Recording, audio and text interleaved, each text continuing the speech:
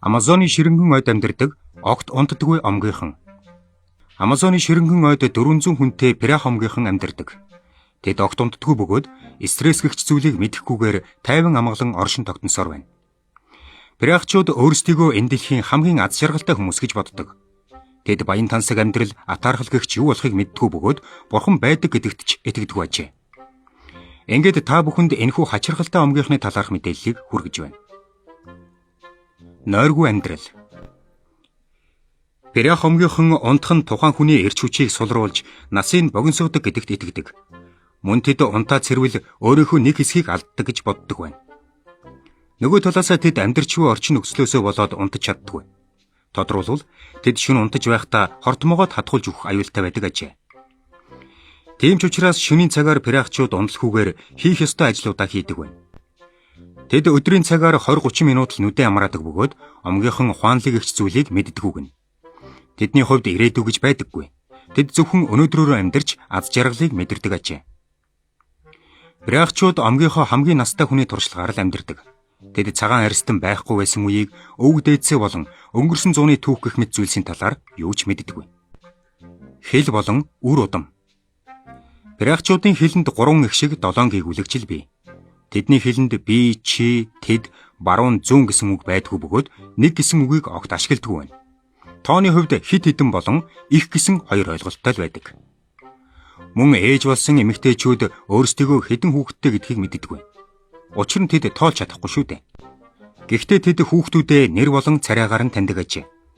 Харин өнгөний хувьд тэд цайвар бараан гэсэн хоёр өнгөл мэднэ. Гэхдээ омгийнхан бүгд ургамал амьтдын талаар маш сайн мэддэг юм. Үүнээс гадна пирахчууд хоол хүнсээ ер хадгалдаг. Тэд зөвхөн өлссөн үедээ л ан хийдэг.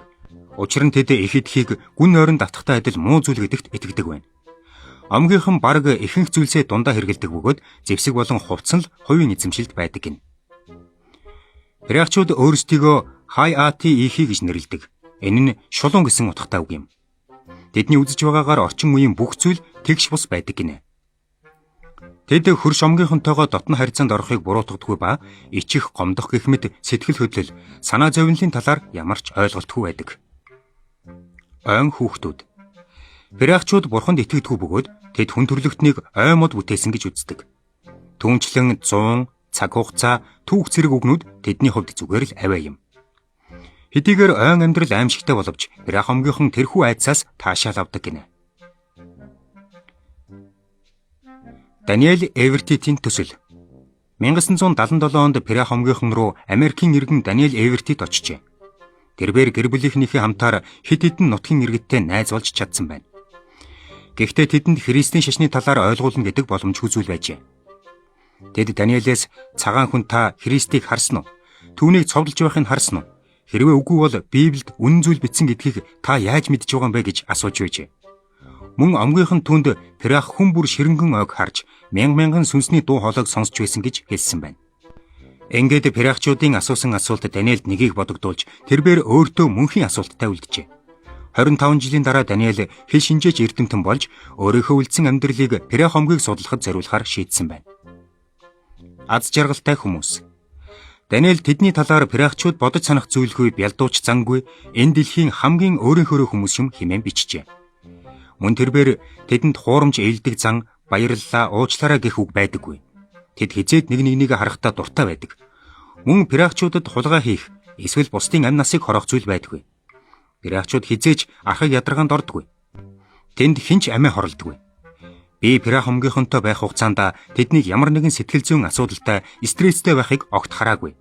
Тэд зүгээр л өнөөдрөөрөө амьдарч, аз жаргалыг мэдэрдэг ба шөнийн цагаар дуу дуулдаг. Энэ бол төрөл бүрийн тайвшруулах юм, бүтээгдэхүүн хэрэглэхгүйгээр өөрийгөө ангаах, аз жаргалыг мэдрэх нэгэн арга юм гэж ярьсан байна. Пирахчуудад байгаа орчин үеийн цорын ганц хэрэглээ бол хувцас юм. Үүнээс гадна тэдэнд аяга, утас, дэгээ зүг гэх мэт зүйлсийг бэлгэлвэл маш их баярлдаг гинэ.